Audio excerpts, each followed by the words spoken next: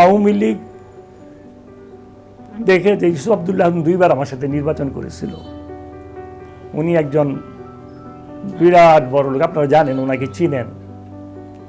উনি 96 সালে নির্বাচন করে আমার সাথে ফেল করলো, 2001 সালে নির্বাচন করে ফেল করলো, 2008 সালে যখন নাকি আমরা 30টা সিট পেয়েছিলাম তখন আল্লাহ আমাকে কামিয়াবি করেছেন। ওরা দেখে খুব ক্ষিপ্ত হয়ে গেল। আর বিশেষ করে আমি ম্যাডাম জিয়াকে একটা পরামর্শ দিয়েছিলাম, আমার নেত্রীকে। উনি আমার নেত্রী এই অনুযায়ী এই দেশের প্রখ্যাত আলেমদেরকে ওনার পক্ষ থেকে উনি কিছু উপঢৌকন পাঠিয়েছিল, এটা আমি পরামর্শ দিয়েছিলাম, আমি এটা দিয়েছিলাম।